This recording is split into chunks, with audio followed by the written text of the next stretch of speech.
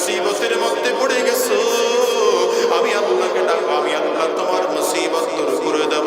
কে আছো রিজিকের অভাবের মধ্যে পড়ে আছো, আমি আল্লাহকে বলো রিজিকের অভাব দূর করে দেব। কে আছো গুনাহ করে ফেলেছো, আমি আল্লাহর কাছে বলো, আমি আল্লাহ সব গুনাহ তোর মাফ করে দেব। এই জন্য বন্ধু, রাতের বেলায় ঘুমাইও না, মাঝে মাঝে শেষ রাতে আমার মালিকের কাছে চোখের পানিগুলো ফেলে কান্না করো। রাহমাতুল লিল আলামিনের অভ্যাস ছিল এশার নামাজের পরে নবী ঘুমিয়ে পড়তেন, শেষ রাতে উঠে আমার নবী তাড়াতাড়ি আবার রাত জাগতেন। এই জন্য ডাক্তাররা এখনকার সময় গবেষণা করে বলে রাতের মাঝখানের জায়গাটা, এই সময়টা ঘুমের জন্য অত্যন্ত উপকারী। শেষ রাতের ঘুমটাও খুব ভালো না, প্রথম রাতের ঘুমটাও খুব ভালো না। এই জন্য মুসলমান ঘুমাইতে যদি হয়, মাঝে মাঝে মাঝখানে ঘুমাইয়া শেষ রাতে উঠে মালিকের কাছে দাঁড়ায় যাও, আর দুইটা হাত উঁচা করে বলো, আল্লাহ আমার চেয়ে বড় গুনাহগার এই জমিনের মধ্যে বুঝি আর কেউ নাই, আমার চেয়ে খারাপ মানুষ বুঝি এই জমিনের মধ্যে আর কেউ নাই, আমার চেয়ে বড় গুনাহগার বুঝি এই জমিনের মধ্যে আর কেউ নাই, আমার চেয়ে বড় বেঈমান বুঝি জমিনে আর কেউ নাই, আমার চেয়ে বড় জাহান্নামের আসামি বুঝি আর কেউ নাই। মালিক তুমি যদি চাও গোলামরে মাফ করে দিতে পারো, আর যদি তুমি চাও গোলামরে জাহান্নামে দিতে পারো। আল্লাহ যদি গোলামরে জাহান্নামে দাও, গোলাম জাহান্নামে যাওয়ার শক্তি রাখে না, জাহান্নামের আযাব সহ্য করার ক্ষমতা রাখে না। আয় আল্লাহ গোলামরে জাহান্নামে না দিয়া জান্নাত দিয়ে দিও। চিল্লায় জোরে আওয়াজ করে বলো আমিন। নামাজ হচ্ছে মেরাজের শান, নামাজ কতক্ষণ লাগে, মেরাজের ঘ্রাণ পাওয়া যায় নামাজের মধ্যে। নামাজে মেরাজে নবীজি আল্লাহর সামনে দাঁড়িয়ে কথা বলেছেন। আব্দুল্লাহ ইবনে আব্বাস রাদিয়াল্লাহু আনহুর এক বর্ণনা এমন পাওয়া যায় যে আল্লাহকে সরাসরি দেখেছেন, কিন্তু উত্তম কথা, মুস্তাহবিহি কথা, সহি কথা হচ্ছে এটা যে না, আল্লাহকে নবী দেখেন নাই ঠিক, কিন্তু আল্লাহকে কাছে থেকে নবী কথা বলেছেন। প্রত্যেকটা কথা আল্লাহ শুনেছেন, ডাইরেক্ট জবাব দিয়েছেন, আল্লাহ বলেছেন, নবীজি জবাব দিয়েছেন। বিশেষ করে ঐতিহ্যবাহী ঐতিহাসিক কথা নবীজি যাওয়ার সাথে সাথে আল্লাহর সামনে দাঁড়ায় বলতে শুরু করেছেন, আত-তাহিয়াতু লিল্লাহ। এই যে তাশাহুদ পড়ি আমরা, এটা নবীজি দাঁড়ানোর সাথে সাথে বলেন আত-তাহিয়াতু লিল্লাহ।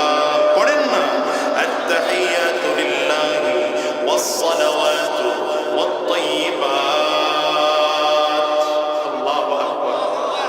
নবীজি পক্ষ থেকে নবীজি আল্লাহ পাকের কাছে গিয়ে বলেন, আল্লাহ আমি পবিত্রতা আপনার কাছে নিয়ে এসেছি। আল্লাহ তাআলা জবাব দেন, আসসালামু আলাইকা আইয়ুহান নাবিয়্যু ওয়া রাহমাতুল্লাহি ওয়া বারাকাতুহু। নবী আমার বলেন, আল্লাহ আমি সালাম একা একা নেব না, জমিন থেকে মেরাজে এসেছি,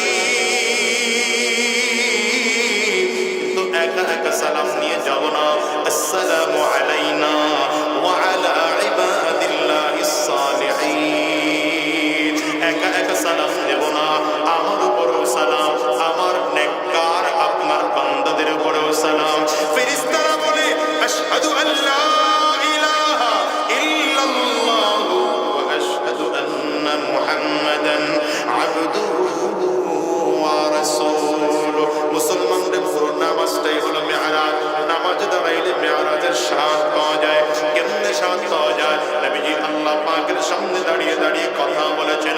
জমিনে বসে যদি কেউ নামাজে দাঁড়িয়ে বলে আলহামদুলিল্লাহি রাব্বিল আলামিন, তো আল্লাহ তাআলা জবাব দেন, হামিদানি আবদি,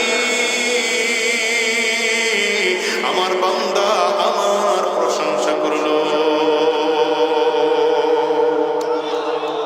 বান্দা নামাজে দাঁড়িয়েছে, হাদিসে কুদসির মধ্যে এসেছে, রব্বে কারীম বলেন, নবীজি বর্ণনা করেন, সালাত সাদ বাইনি ওয়া বাইনা আবদি নিসফাইন। আল্লাহ বলেন আমি আমার মাঝে আর বান্দার মাঝে নামাজকে সমান করে দুটো ভাগ করে দিলাম। বান্দা নামাজের মধ্যে দাঁড়িয়ে যখন বলে আলহামদুলিল্লাহি রাব্বিল আলামিন, পড়েন না আলহামদুলিল্লাহি রাব্বিল আলামিন, আল্লাহ তাআলা চমৎকার করে জবাব দেন হামিদানি আবদি, আমার বান্দা আমার প্রশংসা করলো। নামাজে দাঁড়িয়ে বান্দা বলে আর রহমানির রহিম, আমার আল্লাহ তাআলা বলেন আসনা আলাইয়া আবদি, আমার বান্দা আমার গুণকীর্তন বর্ণনা করলো। নামাজে দাঁড়িয়ে বান্দা বলে আরে মালিক ইয়াউমিদ্দিন, কিয়ামত দিবসের বাদশা তো আল্লাহ তাআলা বলেন মাজ্জাদানি আবদি, আমার বান্দা আমার সম্মানের কথা বর্ণনা করলো। নামাজ দাঁড়িয়ে বান্দা বলে ইয়াকা না'বুদু, পড়ে ইয়াকা না'বুদু ওয়া ইয়াকা নাস্তাঈন। আল্লাহ তাআলা বলেন হাদা বাইনি ওয়া বাইনা আবদি ওয়া লিআবদি মা সাআল, এটা বান্দা কিছু নিজের জন্য বলেছে, কিছু কথা বান্দা আমার জন্য বলেছে। ওই যে বলল ইয়াকা না'বুদু, আল্লাহ বলেন বান্দা এটা আমার জন্য বলেছে, ওয়া ইয়াকা নাস্তাঈন, বান্দা এটা নিজের জন্য বলেছে। আল্লাহ বলেন বান্দা নিজের জন্য যা যা চাইলো আমি আল্লাহ বান্দারে দিয়ে দিলাম। এবার নামাজের মধ্যে দাঁড়িয়ে বান্দা বলে ইহদিনাস সিরাতাল মুস্তাকিম সিরাতাল্লাযীনা আন'আমতা আলাইহিম, পড়ে গায়রিল মাগদুবি আলাইহিম ওয়ালাদ-দাল্লিন।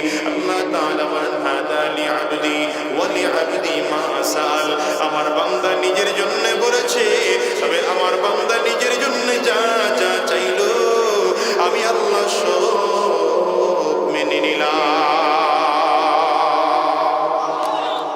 মেরাজে আল্লাহ তাআলা নামাজের জন্য ফরজ করেছেন, বান্দা নামাজে দাঁড়াবে তো মেরাজের শান পাবে।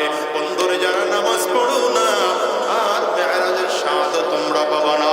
এই জন্য বলি 5 ওয়াক্ত নামাজ পড়ো, নফল নামাজ পড়লে মাঝে মাঝে পড়ো, পারলে শর্ত নামাজের পরে 2 রাকাত নফল নামাজ পড়ো, মাগরিবের পরে পারলে আওয়াবিনের নামাজ পড়ো, ফজরের নামাজের পরে সূর্য ওঠার পরে পারলে ইশরাকের নামাজ পড়ো, আর একটু পরে পারলে চাশতের নামাজ পড়ো, মাঝে মাঝে সালাতুল কুসুফ পড়ো, মাঝে মাঝে সালাতুল হাজাত পড়ো, মসজিদে ঢুকেছো 2 রাকাত নফল নামাজ আদায় করো, ওযু করেছো 2 রাকাত নফল নামাজ আদায় করো। আবার মাঝে মাঝে ঠান্ডা পানি দিয়ে ওযু করিয়া চায় নামাজ চলে বিছাইয়া রাতের আধারে চায় নামাজে দাঁড়িয়ে যাও রে গোলাম। গোটা দুনিয়ার মানুষ সব ঘুমায়, আল্লাহ বলেন আমি আল্লাহ কিন্তু ঘুমাই না। লা তা'খুযুহু সিনাতুন ওয়ালা নাওম, আল্লাহ বলেন গোটা পৃথিবীর সব মানুষ ঘুমায়, গোটা দুনিয়ার মানুষ ঘুমায়, আমি আল্লাহ ঘুমাই না, আমি আল্লাহ তাআলা ঝিমানিও দেই না। বরঞ্চ রাতের শেষ ভাগে আল্লাহ তাআলা প্রথম আসমানে এসে বান্দাকে ডাকতে থাকেন আলামিন মুস্তাগফিরিন ফাগফির লাহু আলামিন আলামিন মুস্তারজিবিন ফারজুকা আলা মুবতালিন ফাআফিয়া। শেষ রাতে এসে বান্দাকে আল্লাহ ডাকতে থাকেন কে আছো মুসিবতের মধ্যে পড়ে গেছো, আমি আল্লাহকে ডাকো, আমি আল্লাহ তোমার মুসিবত দূর করে দেব। কে আছো রিজিকের অভাবের মধ্যে পড়ে আছো, আমি আল্লাহকে বলো রিজিকের অভাব দূর করে দেব। কে আছো গুনাহ করে ফেলেছো, আমি আল্লাহর কাছে বলো, আমি আল্লাহ সব গুনাহ তোর মাফ করে দেব।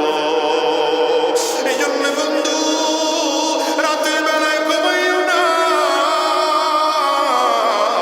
মাঝে মাঝে শেষ রাতে আমার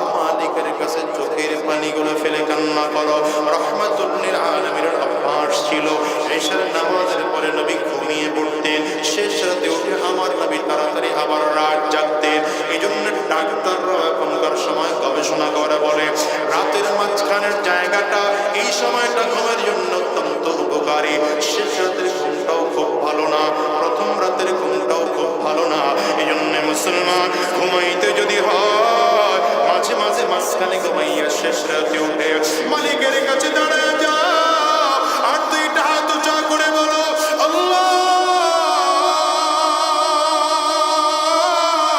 আমার চেয়ে বড় গুনাহগার এই জমিনের মধ্যে বুঝি আর কেউ নাই, আমার চেয়ে খারাপ মানুষ বুঝি এই জমিনের মধ্যে আর কেউ নাই, আমার চেয়ে বড় গুনাহগার বুঝি এই জমিনের মধ্যে আর কেউ নাই, আমার চেয়ে বড় বেঈমান বুঝি জমিনে আর কেউ নাই, আমার চেয়ে বড় জাহান্নামের আসামি বুঝি আর কেউ নাই। মালিক তুমি যদি চাও গোলামরে মাফ করে দিতে পারো, আর যদি তুমি চাও গোলামরে জাহান্নামে দিতে পারো। আল্লাহ যদি গোলামরে জাহান্নামে দাও, গোলাম জাহান্নামে যাওয়ার শক্তি রাখে না, জাহান্নামের আযাব সহ্য করার ক্ষমতা রাখে না।